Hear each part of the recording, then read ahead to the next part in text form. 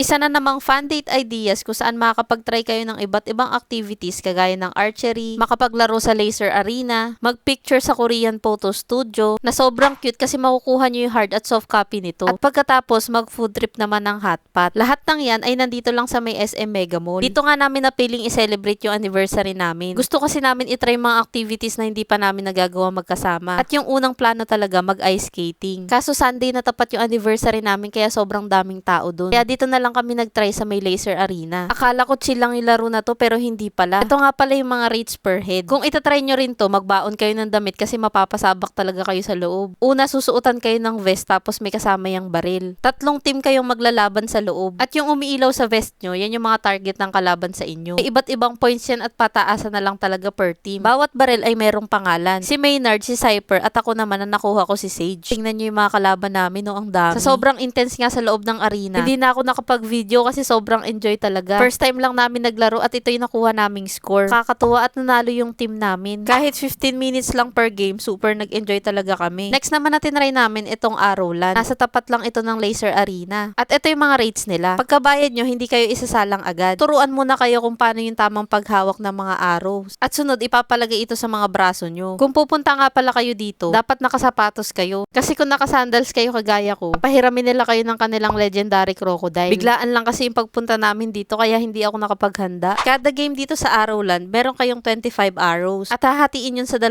session. Sa first batch, i-guide muna nila kayo. Parang tansyahan talaga sa una kaya tingnan nyo puro kaliwa yung tama ng akin at wala sa dilaw. Kaya sabi ko sa second batch, sana makatama naman ako kahit isa. At buti na lang meron tumama. Medyo nabitin ako dito kasi gusto ko talaga mas maraming tumama sa dilaw. More practice pa kaya parang gusto kong itry yung only arrows nila. Super nag-enjoy din talaga kami sa Arrowland. Next na tinry namin itong Life for Cats. Korean photo studio to. Kung mahilig ka sa K-drama, madalas ka nakakakita ng ganito. Marerecommend ko talaga to na itry nyo para may remembrance kayo sa araw na pagpunta nyo dito. Ito nga pala yung mga rates at yung 200 pesos lang yung kinuha namin, yung may 2 kopya. Bibigyan nila kayo ng basket kasi dito nyo ilalagay yung tig 3 accessories na kukunin nyo. May mga sample pictures nga pala dito na pwede nyong kuhaan ng idea ng post. Ang bilis lang ng proseso nito at ipiprint nyo na agad. Nakakatuwa kasi ang ganda din ng quality ng pagka-print ng picture. Tingnan nyo naman yan, no, nakahati na kaya tig-isa kaming kopya. Para makuha nyo naman yung soft copy, iscan nyo lang yung QR. At ito pwede nyo i-download yung video at yung picture. Nakakatuwa kasi hindi lang picture yung may uuwi nyo, meron din kayong video. Pagkatapos nito, kumain naman kami sa may Tongyang. Ito nga pala yung mga rates nila. Sa dami nga naming ginawa, talagang napagod kami. Sulit naman yung ibabayad nyo dito kasi ang dami yung pagpipili ang mga seafoods, meats, drinks, dessert, at marami pang iba. Ito din talaga yung gusto naming itry dito, yung kanilang special sauce. Ito daw kasi nagpapasarap sa mga hotpot kaya tinry namin. Nabusog din talaga kami dito, grabe sulit. Sobrang na-enjoy namin yung anniversary namin kasi nakapag-try kami ng mga bagay na hindi pa namin nagagawa magkasama. Siya nga pala guys, hindi lang to pang jowa ah. Pwede nyo ring isama yung mga barkada nyo o kaya naman pamilya nyo dito. Marami pa ako i-share sa inyo ng mga sulit na pasyalan kaya huwag nyo kalimutang i-follow ang aking mga social media accounts.